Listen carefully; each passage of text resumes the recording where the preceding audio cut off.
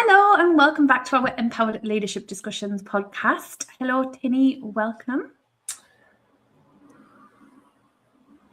I'm doing well, thank you, Kirsty. Good. Good, thank you. Surviving the heat. It's pretty warm this week, isn't it? Yeah. We're in one of the heat wave weeks. Something's just gone array again. Sorry, I'm going to just do this quickly. While you're doing that, I'll just talk a little bit about what we're going to cover this week. So if you've tuned into our latest series of our podcast, we've been bringing questions to the table that we get asked from clients. And this is because with the launch of our book coming, and our business growth model that we talk about, we thought it would be so much more helpful to you guys listening to hear exactly the challenges going on in our clients' lives. Now, this isn't our live clients; these are past clients, people that we've had one-to-ones with, people that we support from a strategic perspective. And we're going to talk a little bit about the context and how we support clients through that. So you can hear how we do it. So if you're having the same problems, you can go and do the same thing, or you can take whatever you want away from it to help you.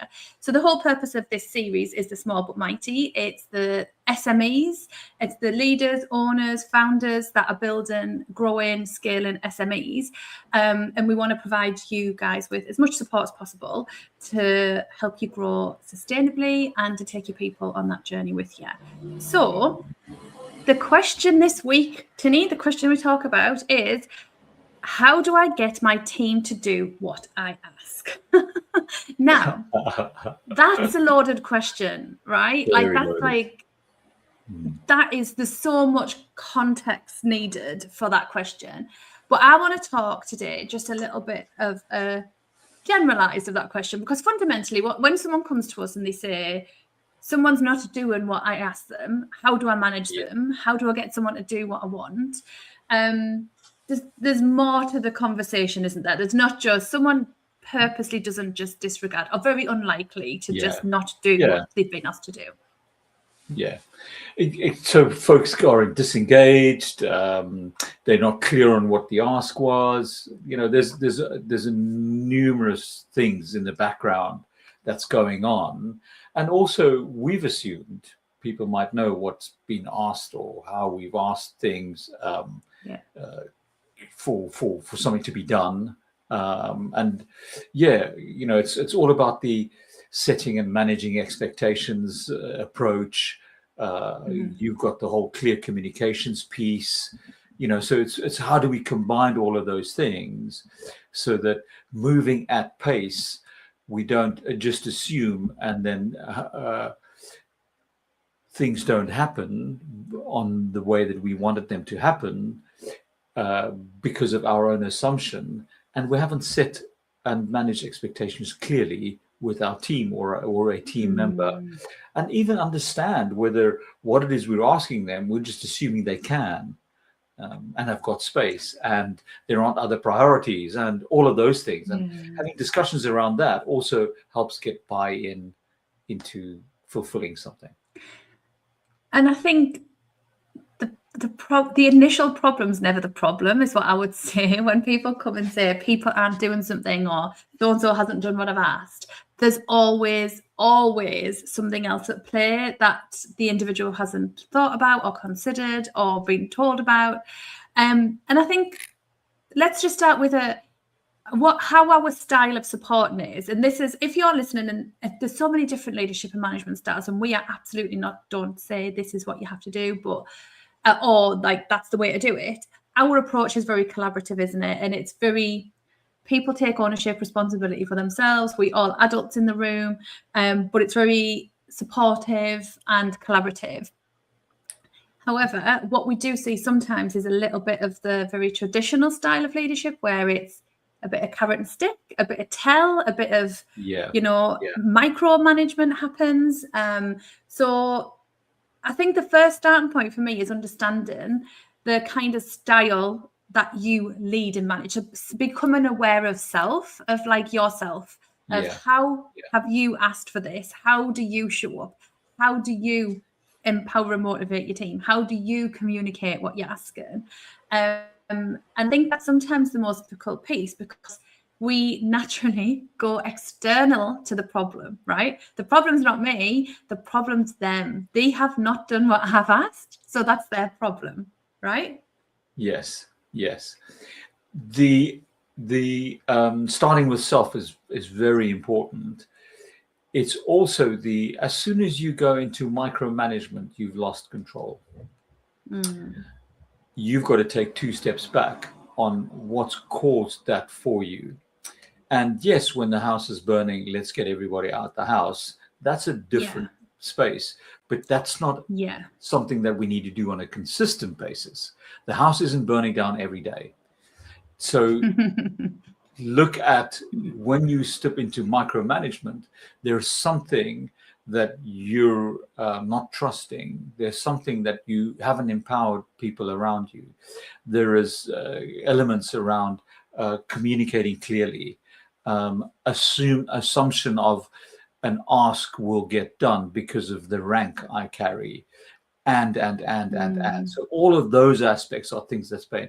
And so unfortunately also, people that have a bullish ask or a way that they approach things in a bullish way are most probably folk that don't see the fact that they're too bullish in an environment that needs a leadership style that offers clarity and not deliberate, punitive, bullish delivery of an ask. Yeah, that's a really good point. So I think when somebody has that approach, there's a common theme of behavior from the other person, of they almost daren't say they can't do it, or they don't know how to do it, or there isn't that safety to go back and go, can I just check with you? Is this the right path? When do you need this by? There's almost that fear of an invisible barrier, and some people don't recognize that their way that they approach and ask and tell maybe actually stops the individual being able to do it properly, don't they? Yeah. And what leaders are looking for in the small to medium space, and it could be a business of 400 people, 500 people, is cohesion. And there are 3 things that happen before cohesion happens. The first one is collaboration. The second one is the setting and managing of expectations clearly. And then the third one is cooperation. And cooperation means that I get involved in things that I might not like, but because this is for the greater good, now we work together and build trust. So it's collaboration, co-create, and cooperate. And so when we look at those 3 things, it facilitates cohesion. And it starts with small teams, and then it goes to a bigger team, and then it goes to the large 500 with a orientation towards good intent. But as soon as we start becoming bullish, we start alienating, and people put resistance in and go to the accountability ladder, to the resisting space where I'm oblivious, I don't know, I can't do this. And they reject growth mindset. And then you're wondering why things aren't happening for you. I think that's a really important distinction to make from small businesses, right? Because and this is the whole kind of concept of our book of why we do it. When we have a large organization of 400 or 500 people, right, by the time we get to that point, we have structure, we have policies, we have HR, we have layers and layers and layers. When we've got teams of kind of 20, 30, 80, right, we establish in those processes, we kind of create in them. And what's that phrase of like, we're building the plane as we fly in it? Like, we're trying to build that stuff in, right? And I think the bit where I see this being the biggest challenge is when you've got a really small team, especially when there's people being around from the start, people being around from a loyalty perspective, they've worn multiple hats in the business. And when you're in a small grown business, that has to happen, right? And I think sometimes there's a little bit of discomfort around actually having difficult conversations, holding people to account, or there's an assumption, because it's quite an informal environment still, that people just know how to do it, or there's that assumption there that people can do it. So that's why I think this is a bit more of a complex conversation in a small business versus a larger one. I think when you think larger scale and structure and process, all this stuff's been kind of like not removed, because it's still there, but it's much more around managing people, having difficult conversations, setting and managing expectations. Whereas I think there's quite a bit of relationship nurturing and open and managing the team differently when it's in a small business. Do you know what I mean? Yeah. The assumption that someone knows, the assumption that someone's going to get involved, roll up their sleeves, and work together as a team to get this over the line for us, because we're at a point where everybody now needs to kind of get involved to help with this. For that to happen, it starts way before then, from a collaborative discussion, setting and managing expectations clearly, understanding where someone sits from a novice to master scale within skills and capability, but not only skills and capability of craft, but working in teams, working together with each other. And you know, how user-friendly are you, kind of thing. And we don't need to have policies and processes to be able to get your team to do what you ask, because it's not just about getting your team, is it? I think when you've got the ability to deliver the ask correctly, it doesn't matter who you're asking for what. Do you know what I mean? Like, as long as you can, it doesn't matter whether you're asking your children, your friend, you're someone at work, like understanding you have to adapt the ask to what you asking to the person in front of you to fully feel comfortable that that individual knows what you're asking. I think then it's more of a self process rather than a structural written down process, is what I'm saying. So like, people don't need to go, oh, we need a policy, or we need a model, you just need to know how to effectively communicate what your expectations are. And that's across the board of everyone you speak to, not necessarily just your team. Yeah. A realization I had early on in creating one of the models that we use to set and manage expectations was asking the question, so how many times have you asked someone to do something for you and what they gave you wasn't what you asked for? Yeah. And then the flip side of that is, how many times has someone asked you to do something and what you gave them wasn't what they asked for?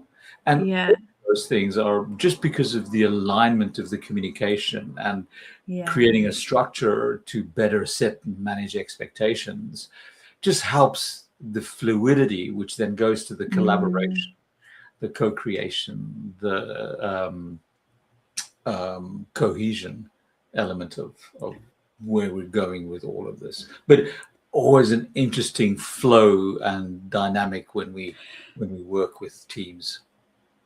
And I think people think that there's a difficult conversation needs to happen, a performance management discussion needs to take place here.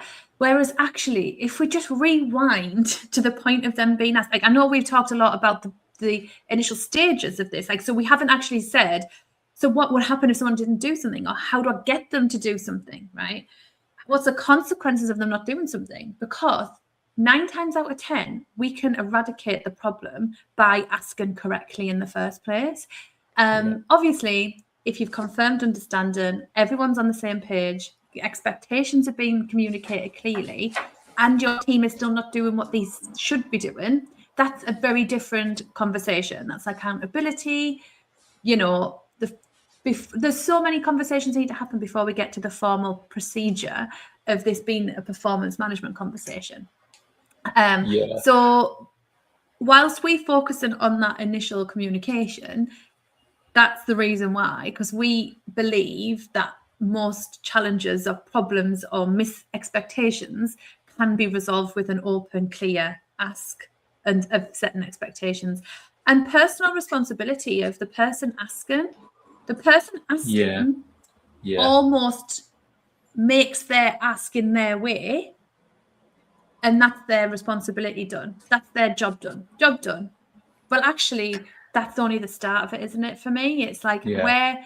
how have you confirmed the understanding and the recipient has understood what you've just asked? And if there isn't that feedback loop, you have to take ownership. Yes.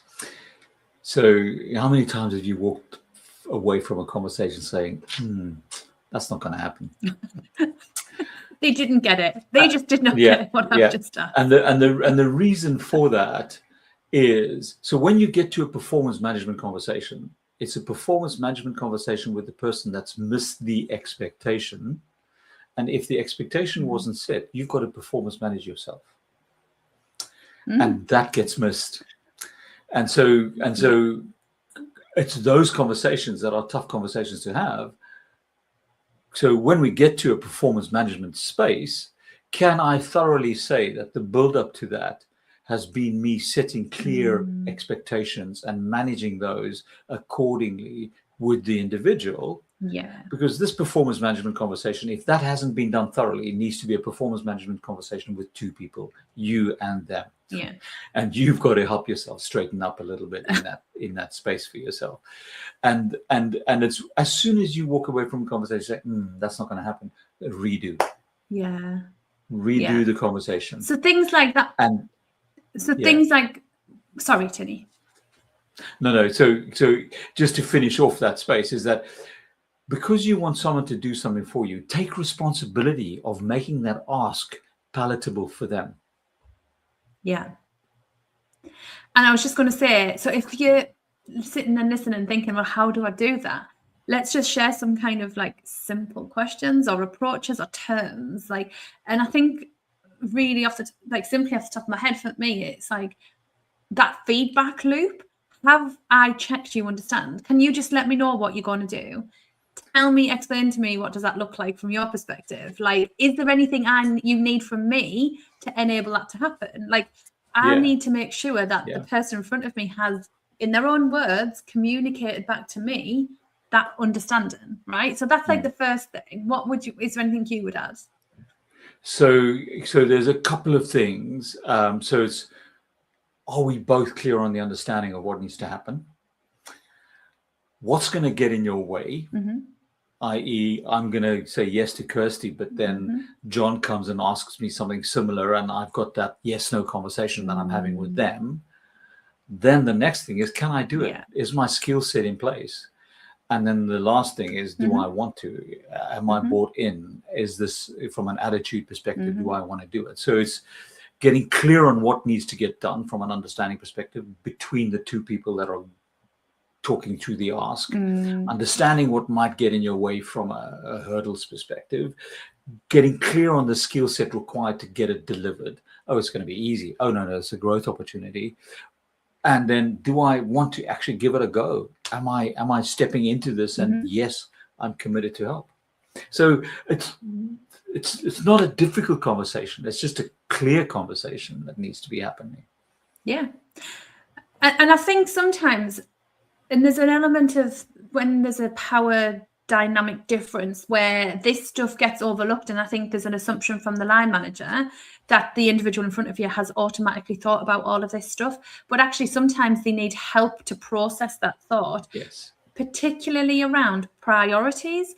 Because if I'm asking you something and I'm your line manager, you're going to assume that this is priority and you have to drop everything else or prioritize what I've asked for you to do, when in fact you've got something else on your desk that is much more of a business priority that I'm not aware of or not considered.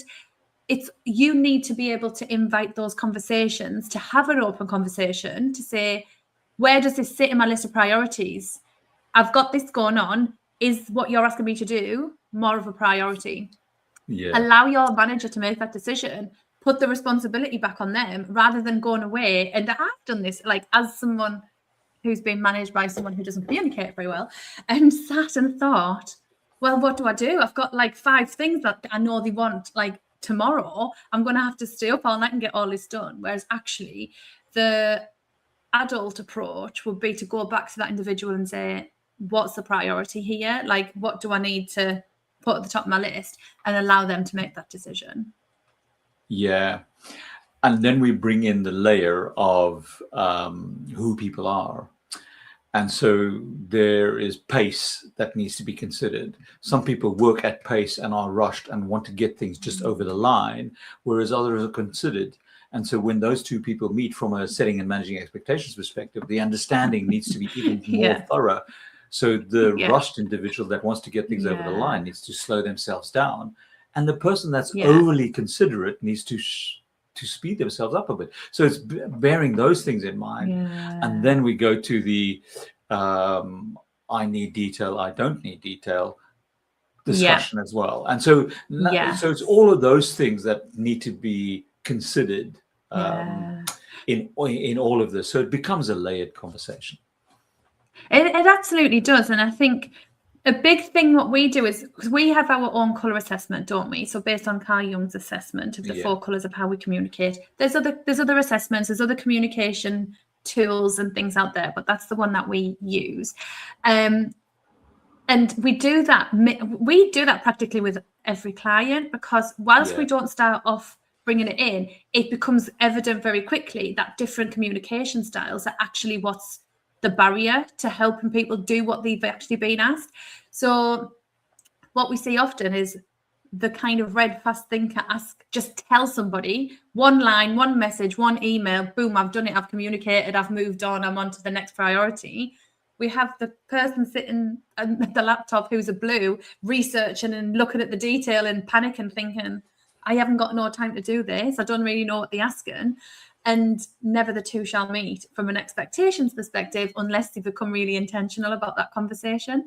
So I think having a little bit of an awareness, and you don't have to do an assessment to get it, but just to actually have a bit of awareness around how your team likes to be communicated to, the level of detail they need to get them moving, and the expectations of timings, right? Like, is this really priority, or is it just that you want it done tomorrow, where actually we've got 2 other things that are actually business critical that we need to get done?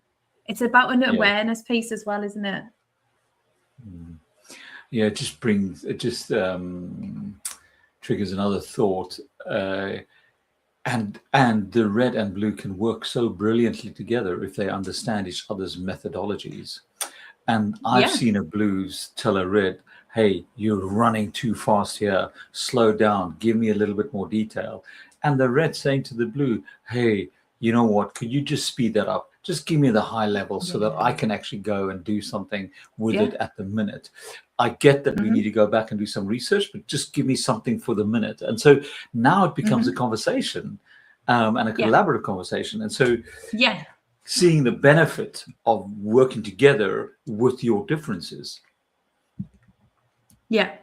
And it's an understanding, I think, having an understanding for someone else and knowing you're seen and heard rather than just bulldozed. And that makes a difference, doesn't it? And I think, you know, fundamentally, I think my lasting takeaway for people listening is, just to wrap it up, to summarize, is for me, it's around understanding the communication.